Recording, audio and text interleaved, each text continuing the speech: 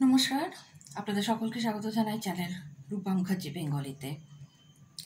আমরা আলোচনা করছি পশ্চিমবঙ্গ স্কুল সার্ভিস কমিশনের আসন্ন SLST পরীক্ষার বাংলা ব্যাকরণ, বাংলার বিভিন্ন অধ্যায় অনুষঙ্গ নিয়ে। আজকে আমাদের আলোচনার বিষয় হলো সমাস।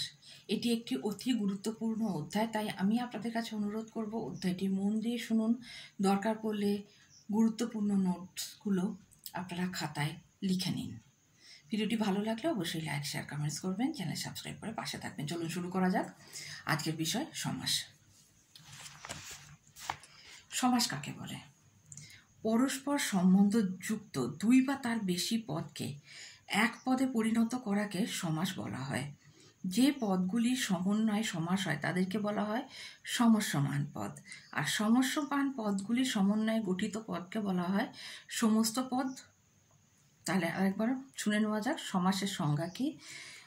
সমস্যমান পদ ও সমস্ত পদ বলতে কি বোঝেন? পরস্পর সম্বন্ধযুক্ত দুই বা তার বেশি পদকে এক পদে পরিণত করাকে বলা হয় সমাস। যে পদগুলির সমন্বয়ে সমাস হয় তাদেরকে বলা হয় সমস্যমান পদ, আর সমস্যমান পদগুলির সমন্বয়ে গঠিত পদটিকে বলা হয় সমস্ত পদ। সমাস কটি ভাগে বিভক্ত? এটি একটি অত্যন্ত গুরুত্বপূর্ণ প্রশ্ন। আমি আপনাদের অনুরোধ করব এটি একটু খাতায় লিখে রাখুন।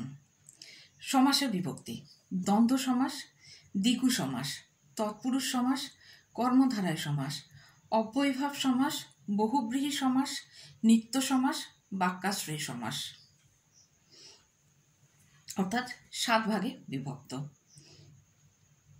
দ্বন্দ্ব সমাস, দ্বিগু সমাস, তৎপুরুষ সমাস, কর্মধারয় সমাস, অব্যয়ীভাব সমাস, বহুব্রীহি সমাস, নিত্য সমাস, বাক্যাশ্রয়ী সমাস। চলুন শুরু করা যাক তাহলে। দ্বন্দ্ব সমাস বলতে আমরা কি বুঝে থাকি? যে সমাসে সমস্যমান পদগুলির প্রত্যেকটির অর্থ প্রাধান্য থাকে তাকে বলা হয় দ্বন্দ্ব সমাস।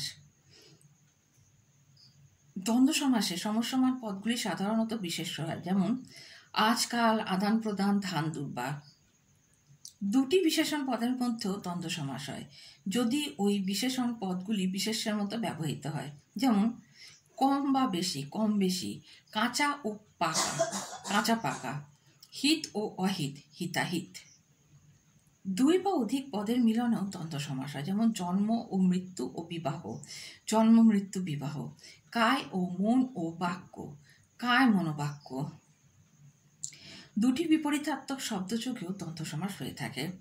আকাশ পাতাল, আকাশ ও পাতাল, জন্ম মৃত্যু, জন্ম ও মৃত্যু, রাত ও দিন, রাত দিন, সত্য ও মিথ্যা, সত্য মিথ্যা, পাপ ও পুণ্য, পাপ পুণ্য, ছেলে ও মেয়ে, ছেলে মেয়ে। সমার্থক শব্দেও দ্বন্দ্ব সমাস হয়। কাজ ও কর্ম, কাজকর্ম, ছাই ও ভস্য, ছাই ভস্য, দোকান ও পাঠ, দোকান পাঠ, চাষ ও বাস, চাষাবাদ বা চাষবাস, ঠাকুর ও দেবতা, ঠাকুর দেবতা, ক্রিয়া ও কর্ম, ক্রিয়াকর্ম। অনেক সময় দুটি ক্রিয়াপদের মধ্যেও দ্বন্দ্ব সমাস হয়। হাসি ও ঠাট্টা, হাসি ঠাট্টা, হেসে ও কেঁদে, হেসে কেঁদে, মান ও ইজ্জত, মান ইজ্জত, হেসে ও খেলে, হেসে খেলে। অলুক দ্বন্দ্ব সমাস বলতে কি বুঝে? দ্বন্দ্ব সমাসে কোনো ক্ষেত্রে সমস্যমান পদের বিভক্তি লোপ পায় না, সেক্ষেত্রে অলুক দ্বন্দ্ব সমাস বলা হয়, যেমন কোলে ও পিঠে, কোলে পিঠে, দুধে ও ভাতে, দুধে ভাতে, মায়ে ও ঝিয়ে, মায়ে ঝিয়ে, হাতে ও কলমে, হাতে কলমে। এবার আসা যাক সমাসের দ্বিতীয় সমাসে, অর্থাৎ দ্বিগু সমাসে। দ্বিগু সমাসের যে সংজ্ঞা আছে সেটা প্রথমে জেনে নিই চলুন।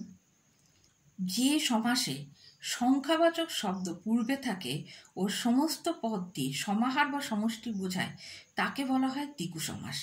দ্বিগু সমাস তৎপুরুষ সমাসের একটি শাখা, যেমন অষ্টবসুর সমাহার, অষ্টবসু, চৌদিকের সমাহার, চৌদিক, 5 ফোড়নের সমাহার, 5 ফোড়ন, 7 সমুদ্রের সমাহার, 7 সমুদ্র, পঞ্চপ্রদীপের সমাহার, পঞ্চপ্রদীপ, নবগ্রহের সমাহার, নবগ্রহ, ত্রিফলের সমাহার, ত্রিফল, ত্রিফলা, শত অব্দের সমাহার, শতাব্দী, 10 আনির সমাহার, 10 আনি, পঞ্চবটের সমাহার, পঞ্চবটি, সে অর্থাৎ 3 তারের সমাহার, সে তার। এরপর আসছে তৃতীয় সমাসে, অর্থাৎ তৎপুরুষ সমাস। যে সমাসে পরপদের অর্থ প্রধান হয় ও পূর্বপদের কারক বোধক বা সম্বন্ধবাচক বিভক্তি লোপ পায় তাকে তৎপুরুষ সমাস বলে। কর্মতৎপুরুষ: রথকে দেখা, রথ দেখা; কলাকে বেচা, কলা বেচা; দেবকে আশ্রিত, দেবাশ্রিত; বয়কে প্রাপ্ত, বয়প্রাপ্ত; বিস্ময়কে আপন্ন, বিস্ময়াপন্ন। করণ তৎপুরুষ: বজ্র দ্বারা আহত, বজ্রাহত; যত্ন দ্বারা লব্ধ, যত্ন লব্ধ; ঢেকি দ্বারা ছাঁটা, ঢেকি ছাঁটা; রস দ্বারা ভরা, রস ভরা; জাঁতা দিয়ে ভাঙা, জাঁতা ভাঙা; লাঠি দিয়ে পেটা, লাঠি পেটা; গোঁজা দিয়ে মিল, গোঁজা মিল। নিমিত্ত তৎপুরুষ: বিয়ের জন্য পাগলা, বিয়ে পাগলা; রঙ্গের জন্য মঞ্চ, রঙ্গমঞ্চ; রান্নার জন্য ঘর, রান্নাঘর; জপের জন্য মালা, জপমালা; স্বদেশের জন্য প্রেম, স্বদেশ প্রেম; ধানের জন্য জমি, ধান জমি। অপাদান তৎপুরুষ: লোক হইতে ভয়, লোক ভয়; চাক থেকে ভাঙা, চাক ভাঙা; দল থেকে ছুট, দল ছুট; দুগ্ধ থেকে জাত, দুগ্ধ জাত; বিলাত থেকে ফেরত, বিলাত ফেরত। অধিকরণ তৎপুরুষ: পাঠে রত, পাঠ রত; গোলায় ভরা, গোলা ভরা; গলায় ধাক্কা, গলা ধাক্কা। সম্বন্ধ তৎপুরুষ: বিদ্যার আলয়, বিদ্যালয়; বিশ্বের মিত্র, বিশ্বামিত্র; হংসের রাজা, রাজহংস; রাষ্ট্রের পতি, রাষ্ট্রপতি; চণ্ডীর দাস, চণ্ডীদাস; ঠাকুরের পো, ঠাকুর পো।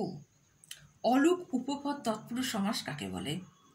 যেসব পদের পরে অবস্থিত ধাতুর সঙ্গে কৃৎ প্রত্যয় যুক্ত হয় তাদের বলা হয় উপপদ। এই উপপদের সঙ্গে কৃদন্ত পদের যে সমাস হয় তাকে বলা হয় উপপদ তৎপুরুষ। যেমন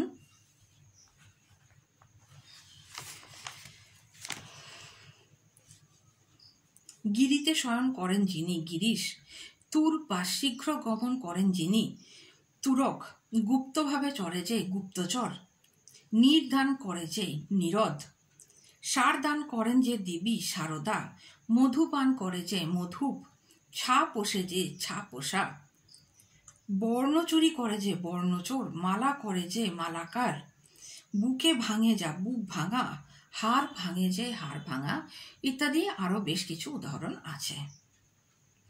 চলুন এবার যাওয়া যাক নং ইয়াও তৎপুরুষ সমাস বলতে আমরা কি বুঝে থাকি। যে সমাসে পূর্বপদ নঙর্থক এবং সমাসে পরপদের প্রাধান্য থাকে তাকে বলা হয় নং তৎপুরুষ। সাধারণত স্বরবর্ণ পরে থাকলে নয় স্থানে অন এবং ব্যঞ্জন বর্ণ পরে থাকলে নয় স্থানে অ হয়। যেমন ন যুক্ত সময়, অসময়; ন যুক্ত কেজো, অকেজো; ন যুক্ত চল, অচল; ন যুক্ত আহুত, অনাহুত; না যুক্ত মঞ্জুর, নামঞ্জুর; টাইম নয়, বে টাইম; মিল নয়, অমিল; কাঁড়া নয়, আঁকারা; অতি বৃহৎ নয়, নাতি বৃহৎ; ন যুক্ত আদর, অনাদর। এছাড়া আরো অসংখ্য উদাহরণ আছে। অলুক তৎপুরুষ সমাস বলতে আমরা কি বুঝে থাকি? যে তৎপুরুষ সমাসের ব্যাসবাক্যের বিভক্তি চিহ্ন লোপ পায় না তাকে অলুক তৎপুরুষ সমাস বলে। যেমন ক্ষয়ে চরে যে, খেচর; অলুক উপপদ তৎপুরুষ সমাস। একইভাবে ঘিয়ে ভাজা যা, ঘিয়ে ভাজা প্রভৃতি। কর্মধারা সমাস বলতে কি বোঝেন?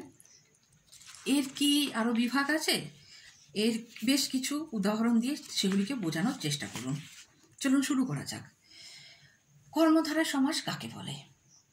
এই সমাসে পূর্বপদ পরপদের বিশেষণ রূপে অবস্থান করে এবং পরপদের অর্থ প্রাধান্য পায় বলে সমাসটিকে কর্মধারায় সমাসের অন্তর্গত করা হয়। এটি 3 প্রকার: সাধারণ কর্মধারায় সমাস, মধ্যপদলোপী কর্মধারায় সমাস এবং উপমামূলক কর্মধারয় সমাস। পূর্বপদ বিশেষণ, পরপদ বিশেষ্য, এগুলো বৈশিষ্ট্য। খাস যে মহল, খাস মহল; হেড যে পণ্ডিত, হেড পণ্ডিত; মহান যে ঋষি, মহর্ষি। অপর বৈশিষ্ট্যটি হল পূর্বপদ বিশেষ্য, পরপদ বিশেষণ। অধম যে নর নরাধম, পোড়া যে কচু কচু পোড়া। যখন দুটি পদই বিশেষ্য হয়, অভেদ বোঝালে দুটি বিশেষ্য পদও কর্মধারায় হয়। যিনি রাজা তিনি ঋষি রাজর্ষি, যিনি গিন্নি তিনি মা গিন্নিমা। দুটো পদই বিশেষণ। কাঁচা অথচ মিঠা কাঁচা মিঠা, শান্ত ও শিষ্ট শান্ত শিষ্ট, পণ্ডিত অথচ মূর্খ পণ্ডিত মূর্খ।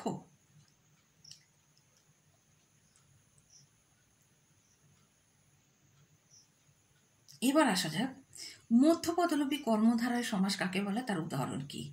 যে কর্মধারায় সমাসে ব্যাসবাক্যের মধ্যপদ বা পদগুলি লোপ পায় তাকে মধ্যপদলোপী কর্মধারায় সমাস বলে।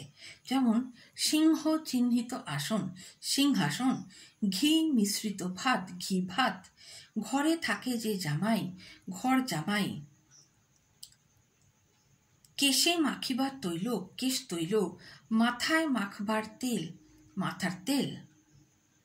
সংখ্যাবাচক মধ্যপদলোপীর কর্মধারায় সমাস বলতে কি বোঝেন? 1 + 10 একাদশ, 2 + 10 দ্বাদশ, 8 + 10 অষ্টাদশ প্রভৃতি। উপমান কর্মধারায় সমাস বলতে কি বোঝেন? উদাহরণ সহ ব্যাখ্যা করুন। যে কর্মধারায় সমাসে দুটি অসমজাতীয় বস্তু বা ব্যক্তির মধ্যে তুলনা বা উপমার মাধ্যমে সাদৃশ্য কল্পনা করা হয় তাকে উপমামূলক কর্মধারায় সমাস বলে। যার সঙ্গে অন্য বস্তুটির তুলনা করা হয় তাকে বলা হয় উপমীয়, আর যাকে দিয়ে তুলনা করা হয় তাকে বলা হয় উপমান।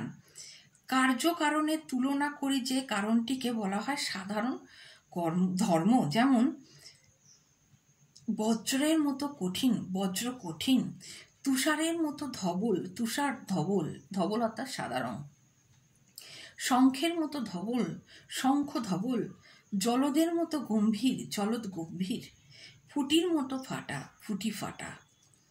উপমান কর্মধারার সমাসের ব্যাপারটা আমি আর একবার বলে দিচ্ছি, শুনে নিন। যে কর্মধারার সমাসে দুটি অসম জাতীয় বস্তু বা ব্যক্তির মধ্যে তুলনা বা উপমার মাধ্যমে সাদৃশ্য কল্পনা করা হয় তাকে উপমামূলক কর্মধারায় সমাস বলে। যার সঙ্গে অন্য বস্তুটির তুলনা করা হয় তাকে বলা হয় উপমেয়, আর যাকে দিয়ে তুলনা করা হয় তাকে বলা হয় উপমান। কার্যকারণে তুলনা করি যে কারণটিকে বলা হয় সাধারণ ধর্ম। উপমিত কর্মধারায় সমাস বলতে কি বোঝা হয়? যে সমাসে পূর্বপদ উপমেয় পরপদ উপমান হয় তাকে উপমিত কর্মধারায় সমাস বলে। এক্ষেত্রে ব্যাসবাক্যের প্রথমে উপমেয় পদ পরপদ উপমান হয় তাকে উপমিত কর্মধারায় সমাস বলে। যেমন অধর বিম্বের নয় বিম্বাধর, বদন চাঁদের ন্যায় চাঁদ বদন, নয়ন কমলের ন্যায় নয়ন কমল, মুখ সোনার ন্যায় সোনা মুখ। ন্যায় বলতে এখানে কিন্তু জাস্টিসের কথা বলা হচ্ছে না, মতন। রূপক কর্মধারায় যে কর্মধারার সমাসে উপমেয় ও উপমানের মধ্যে অভেদ কল্পনা করা হয় তাকে রূপক কর্মধারায় সমাস বলা হয়। এক্ষেত্রে ব্যাসবাক্যে পূর্ব উপমেয় ও পরপদ উপমানের মধ্যে রূপ শব্দটি বসে অভেদ কল্পনা করা হয় তাকে রূপক কর্মধারায় সমাস বলে। যেমন আকাশরূপ গাং আকাশ গাং, চিত্তরূপ পট চিত্তপট, করুণারূপ সিন্ধু করুণা সিন্ধু, মৌন রূপ মাঝি মন মাঝি, মায়ারূপ ডোর মায়া ডোর। অব্যয়ীভাব সমাস। আমরা পরের দিন অব্যয়ীভাব সমাস, বহুব্রীহি সমাস, নিত্য সমাস ও বাক্যাশ্রয়ী সমাস আলোচনা করব। ভিডিওটি একটু দীর্ঘ হয়ে যাচ্ছে, তাই বাকি অংশটা আমরা পরবর্তী ভিডিওতে আলোচনা করব।